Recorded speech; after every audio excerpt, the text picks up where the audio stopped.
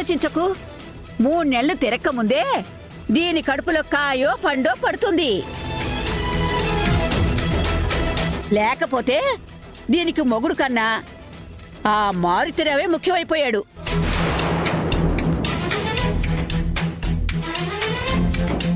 వాడు కోమాలోకి వెళ్ళినా సరే వాణ్ణి బయటికి తీసుకురావాలని ఇది హాస్పిటల్ చుట్టూ తిరుగుతుంది. ఏంటి మధు, ఇంకా నువ్వు ఆ మారుతీరావు కోసమే తిరుగుతున్నావా? అంటే ఈ కుటుంబం పరువు తీయాలని చూస్తున్నావా? నువ్వు ఇంకా మారలేదా? ఇదెందుకు మారుతుంది దాము? మాటలతో చేతలతో దీనికి బుద్ధి రాదు. ఇలా ముక్కు నేలకి రాసి మొగుడు దగ్గరికి చేరిస్తే గాని దీని తిక్క కుదరదు. నీ కొడుకు అమాయకత్వాన్ని ఇది అలసుగా తీసుకుంది. అదే నా మొగుడు లాంటి వాడు అయ్యుంటే దీన్ని 4 తన్ని మూలను కూర్చోపెట్టి కాపురం చేసేవాడు. ఈ పాటికి డజన్ మంది పిల్లల్ని కనేది. ఏయ్ మధు, నువ్విలాగే ఉంటే నా మనవడి చేత అలాగే కాపురం చేయిస్తాను. అప్పుడు 2 డజన్ల మందిని కనాల్సి వస్తుంది. గుర్తు పెట్టుకో. అమ్మమ్మో, మీరు వయసుకు తగ్గ పనులు చేయడం లేదు.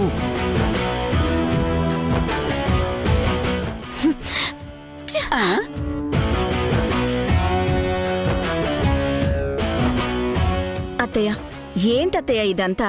మరి ఇంత దూరం వెళ్ళాలా? దాము, నువ్విలా కూర్చో. నీకేం తెలియదు దాము. అది మాటలతో చెప్తే మారే రకం కాదు. ఇప్పుడు జరగాల్సింది జరిగిపోయింది కదా. రేపో మాపో నువ్వే గుడ్ న్యూస్ వింటావు. ఇక నువ్వు దాని గురించి వదిలేయి. సరే అత్తయ్య, ఏది మంచో ఏది చెడో మీకే బాగా తెలుసు. అన్నట్టు పూజకి టైం అవుతుంది అత్తయ్య. మీ అబ్బాయి ఎక్కడున్నాడో ఏంటో, నేను ఒకసారి ఫోన్ చేసి వస్తాను.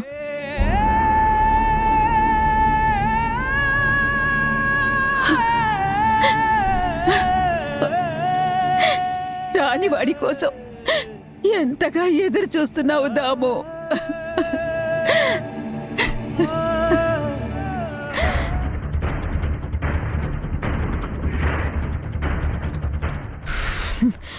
ఏదైతే జరగకూడదనుకున్నాను ఆ పనిని నేనే చేసేటట్టు చేశారు. నా జీవితం మొత్తం నాశనమైపోయింది.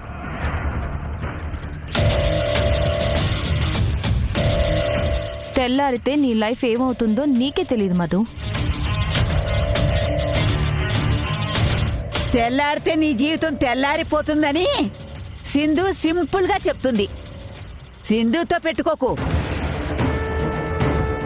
అంటే ఇదంతా బామ్మ ప్లాన్ కాదు, ఖచ్చితంగా ఆ సింధు వేసిన మాస్టర్ ప్లాన్. పర్లేదు సిస్టర్, ఈ మధ్య నీ బుర్ర కూడా బాగానే పనిచేస్తోంది. కరెక్ట్గానే గెస్ చేసావు. ఇది నా ప్లానే. నువ్వు కావాలని నన్ను తేజతో లాక్ చేసావు కదా. ఎంత ధైర్యం సింధు నీకు? చెప్తాను నీ సంగతి. నీ భర్తతో నువ్వు కాపురం చేస్తే ఇంత గిల్టీగా ఫీల్ అవ్వడం ఏంటి మధు? నువ్వేం తప్పు చేయలేదు. భార్యగా భర్తతో ఉండడం నీ ధర్మం. అది ఒకరు చెప్తే చేసేది కాదు. అయినా నేను నీ అంత చెడ్డదాన్ని కాదు కాబట్టి నీకు మంచి చేశాను. అనవసరంగా డిస్టర్బ్ అవ్వకుండా హ్యాపీగా ఉండు. హ్యాపీగా ఉండాలా? నిన్ను హ్యాపీగా ఉండనివ్వను. నన్ను దెబ్బ కొట్టావు కదా, దీనికి వడ్డీతో సహా తిరిగిస్తాను. ఏ మావయ్యని అడ్డం పెట్టుకొని నువ్వు ఈ డ్రామాలు ఆడుతున్నావో అదే మావయ్య పేరుతో నిన్ను రోడ్డు మీద నిలబెట్టకపోతే నా పేరు మధునే కాదు. అత్తయ్య ముందు నీ అబద్ధాలన్నీ ప్రూవ్ చేస్తాను. ఒక్కసారి ఆవిడకి నిజం తెలిస్తే నిన్ను ఎంతలా ద్వేషిస్తుందో. అంతకు ముందు తన కోపం రుచి చూసావు కదా. నిన్ను ప్రాణాలతో కూడా వదిలిపెట్టదు. ఈరోజు నేను ఓడిపోయినా నెక్స్ట్ ఓటమి నీది. రెడీగా ఉండు. చాలా ప్లాన్లున్నాయి సిస్టర్ నీ దగ్గర. మధు, అత్తయ్య కోపము నాకు తెలుసు, ఆవిడ క్షమించే గుణం కూడా నాకు తెలుసు. తనకి కోపం వస్తే పడతాను. ఆవిడ మనసు మారే వరకు నేను ఎదురు చూస్తాను. నేను నీలా నాటకాలాడి పబ్బం గడుపుకునే రకం కాదు. నా ఇంట్లో నా స్థానం ఏమైపోతుందో అని భయపడ్డానికి. ఇది నా కుటుంబం. ఇక్కడ ఉన్న ప్రతి ఒక్కళ్ళు నా వాళ్లే, నీతో సహా. ఎవరి గౌరవం నిలపాలో, ఎవరి గర్వం అణచాలో నాకు క్లారిటీ ఉంది. గెలుపు నీదో నాదో కాలమే నిర్ణయిస్తుంది. కానీ ప్రస్తుతానికి ఈ ఇంటి గడప లోపల నువ్వు ఓడిపోయావు, నేను గెలిచాను. ఆ విషయాన్ని గుర్తుంచుకుని తేజాకి భార్యగా నీ బాధ్యత మొదలుపెట్టు.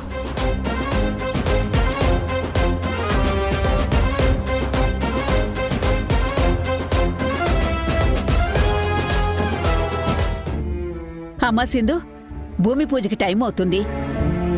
యశ్ డబ్బంతా అరేంజ్ చేసుకుంటున్నాడు, బయలుదేరడానికి అన్ని ఏర్పాట్లు చేసుకుంటున్నాడు.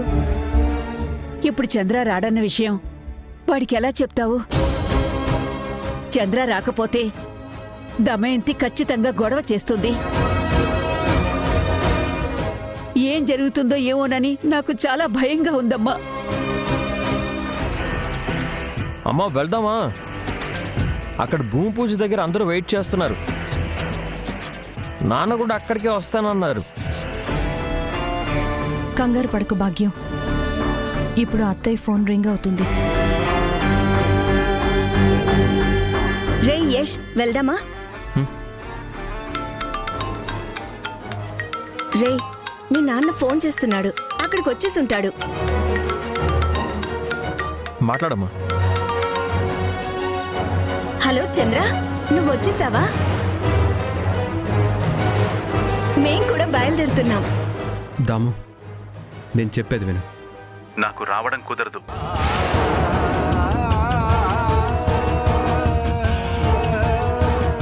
ఏం మాట్లాడుతున్నావు చంద్ర? నువ్వు రాకపోతే ఎలా?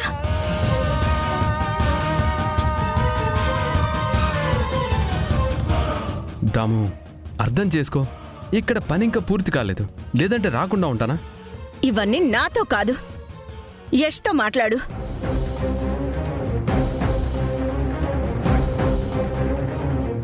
పద భాగ్యం. చూడరా, మీ నాన్న ఏం మాట్లాడుతున్నాడో. ఇదిగో, రావటం కుదరట్లేదని ఇప్పుడు చెప్తున్నాడు. నానా, ఏంటి నాన్న ఇది? ప్రతిసారి ఇలానే చేస్తున్నావు. ముహూర్తం దాటిపోతే మళ్ళీ ఎప్పటికో కానీ టైం దొరకదు. అందరూ నీకోసం ఎంతలా వెయిట్ చేస్తున్నావో తెలుసా? అవునరా, నేను కూడా చాలా చాలా ట్రై చేశాను. కానీ ఆఫీస్ పనులు ఎలా ఉంటాయో నీకు తెలీదా? మనం ఎప్పటి నుంచో ఎదురు చూస్తున్న బ్యాంక్ లోన్ అప్రూవ్ అయింది. నేను వెళ్ళి డాక్యుమెంట్స్ మీద సైన్ చేసి రావాలి. మీరు ఈ కార్యక్రమం కానివ్వండి. నేను త్వరగా పని పూర్తి చేసుకొని వచ్చేస్తాను. ఉంటాను. నానా, నానా, ఏమన్నారా? రావడం కుదరట్లేదన్నారమ్మా. ఒరే యష్, వాడు ఏ పనిలో ఉన్నాడో ఏమోరా. వాడిని వదిలేయండి. మీరు పెట్టుకున్నది మంచి ముహూర్తం. ఇది దాటిపోకుండా మీరు ఈ కార్యక్రమాన్ని కానివ్వండి. ఏంటత్తయ్య వదిలేసేది? వెళ్ళి ఇన్ని రోజులవుతోంది. కట్టుకున్న భార్య, కొడుకులు, పిల్లలు ఉన్నారని ఆయనకు అసలు గుర్తుందా? రోజు పిల్లలు తాతయ్య ఎప్పుడొస్తారు, తాతయ్య ఎప్పుడొస్తారు అని అడుగుతుంటే నేను ఏ సమాధానం చెప్పను. రేపు ఎల్లుండి అని గడుపుతుంటే పిచ్చి మొహాలు. నన్ను బాధ పెట్టడం ఇష్టం లేక వాళ్ళు అడగటం కూడా మానేశారు.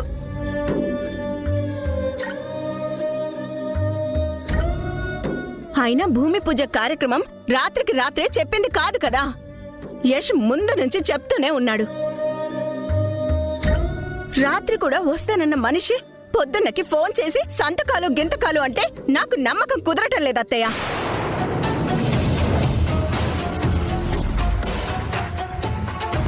రేష్, ఇదంతా కాదురా. ఇప్పుడు నా నిర్ణయం మారిపోయింది. ఏంటమ్మా అది? భూమి పూజకి త్వరలోనే ఇంకో ముహూర్తం పెట్టిద్దాం. తేజాని వెళ్ళి ఆ ఇన్వెస్టర్స్తో మాట్లాడి రమ్మని చెప్పు.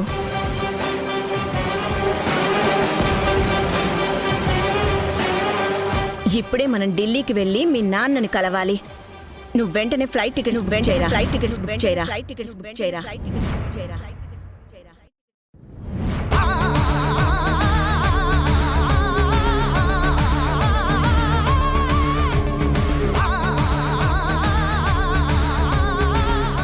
ఆయన ఏం చేస్తున్నారో, ఎందుకు రావడం లేదో నా కళ్ళతో నేనే చూస్తాను.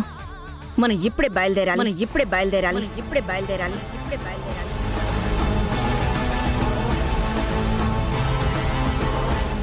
సరే అమ్మా, అలాగే వెళ్దాం. నాకు కూడా నాన్న పద్ధతి ఏం నచ్చట్లేదమ్మా. ఏం జరిగిందో మాట్లాడి డైరెక్ట్గా తేల్చుకుందాం.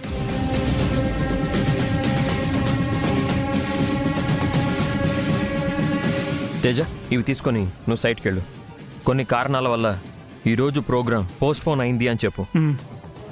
మన సైట్ రిజిస్ట్రేషన్ డాక్యుమెంట్స్, వాళ్ళ ఇళ్ల పత్రాలు అన్నీ ఇందులోనే ఉన్నాయి. ఇవన్నీ చూపించి వాళ్ళని ధైర్యంగా ఉండమని చెప్పు. అలాగే. ఈ యశ్ ఉన్నంత వరకు ఎవ్వరికీ ఏ అన్యాయం జరగదని చెప్పు. నువ్వే జాగ్రత్తగా మేనేజ్ చేయి. అలాగే, నేను చూసుకుంటాను. మీరు వెళ్ళి నాన్నని కలవండి. వస్తానమ్మా.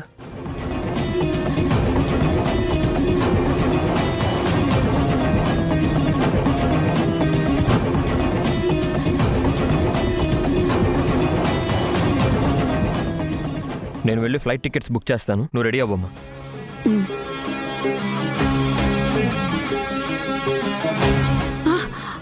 దాము,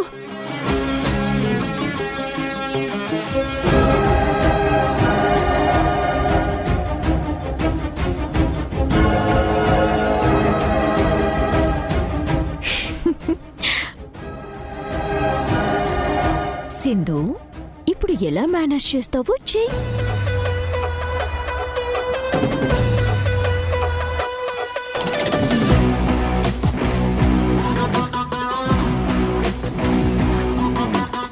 అమ్మ సింధు, ఏం చేద్దామమ్మా? పరిస్థితులు మన చేయి దాటిపోతున్నాయి. వాళ్ళిప్పుడు ఢిల్లీకి వెళితే అక్కడ చంద్ర లేడు అని తెలిస్తే, ఈ లోకంలోనే లేడు అని తెలిస్తే వాళ్ళు తిరిగి రారమ్మా. చంద్ర లేకుండా పోయాడు, వీళ్ళు మనకి లేకుండా పోతారు. ఏం చేద్దామమ్మా? చెప్పమ్మా, ఏం చేద్దాం?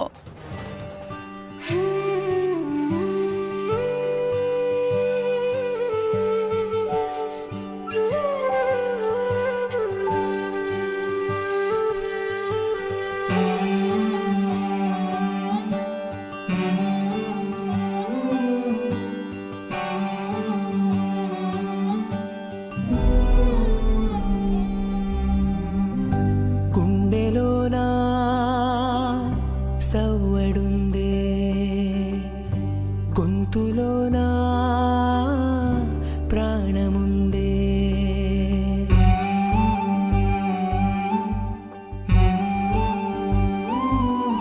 ఓరోరి దేవుడో ఎన్నెన్ని సితారాలు సేతావు నీ రాతలో. నీ సేతి బొమ్మలా ఈ నేల మీద మేము ఆడాలి ఎన్ని ఆటలో. ఓరోరి దేవుడో ఎన్నెన్ని సితారాలు సేతావు నీ రాతలో. నీ సేతి బొమ్మలా ఈ నేల మీద మేము ఆడాలి ఎన్ని ఆటలో.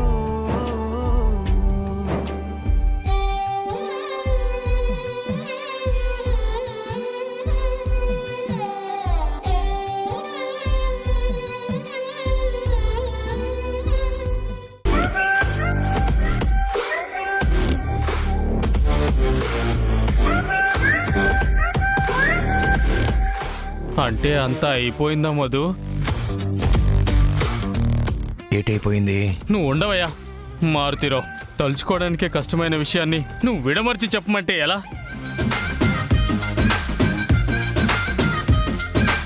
ఆ తేజగాడు ఎంత పనిచేశాడు, అదృష్టవంతుడు.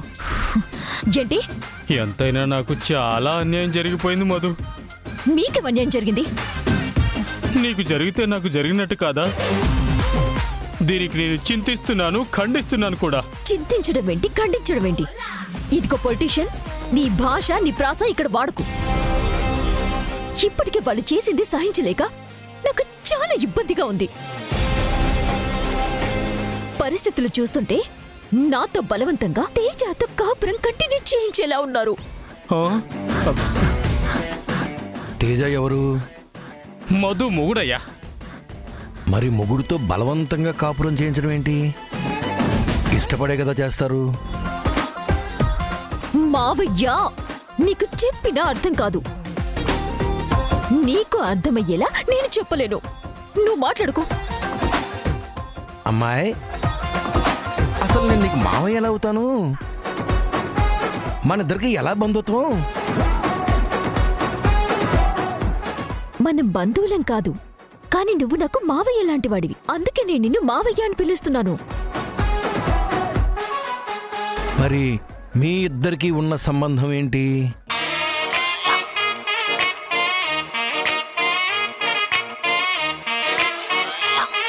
ఓ, మీరలా సిగ్గుపడకండి. నాకు చిరాగ్గా ఉంది.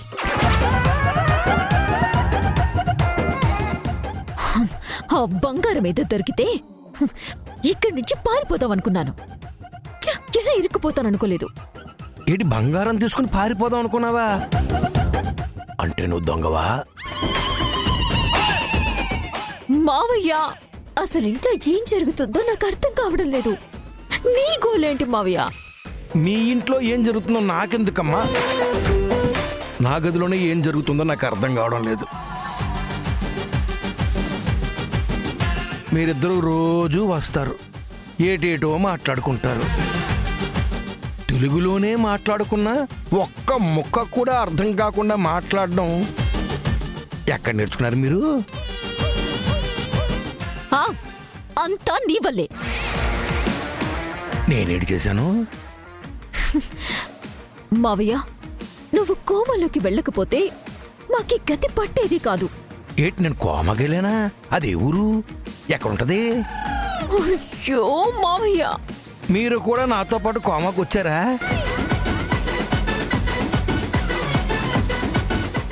నీ దెబ్బకి మేం కోమాలకు పోయేటట్టున్నాం.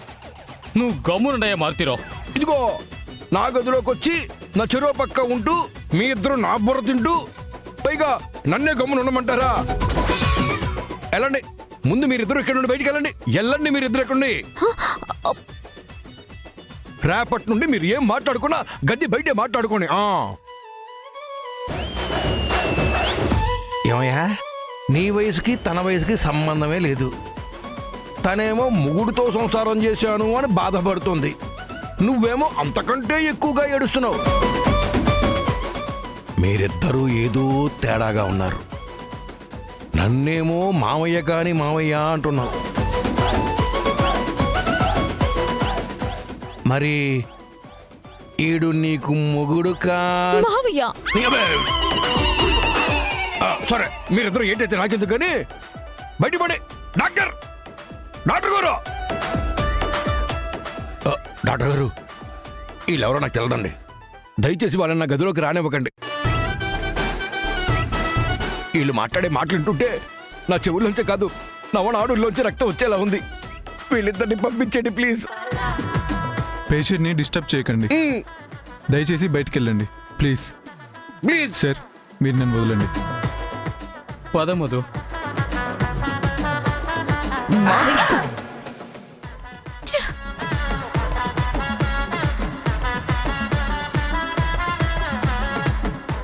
అమ్మా, వీళ్ళు నన్ను ఏదో చేద్దాం అనుకుంటున్నారు. నేను తెలివైన వాడిని, వీళ్ళు నన్ను బురిడి కొట్టెచ్చలేరు.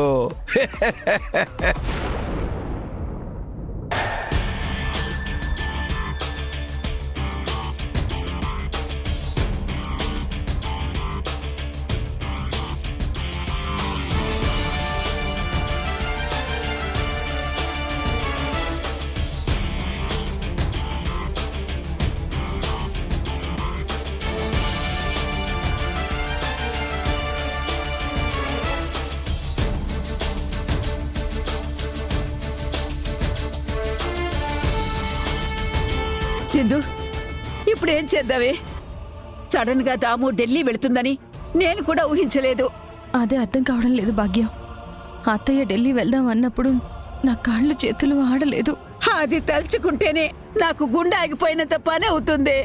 మన గుండె కాదు భాగ్యం. వాళ్ళు ఢిల్లీ వెళ్ళి అక్కడ మావయ్య లేరు అని తెలిస్తే వాళ్ళ గుండె ఆగిపోతుంది.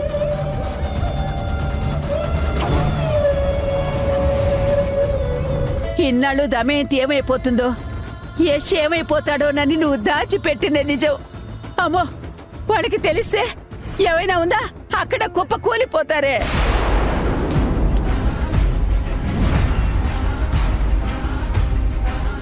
వాళ్ళని ఆపాలి సింధు. ఇప్పుడు వాళ్ళు ఢిల్లీ వెళ్ళారంటే పెద్ద గండం వచ్చి పడుతుంది మనకి.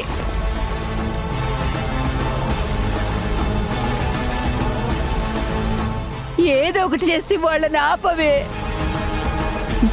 నేను ఏం చేసినా వాళ్ళని ఆపలేను భాగ్యం. నా చేయి దాటిస్తుంది. అయ్యో,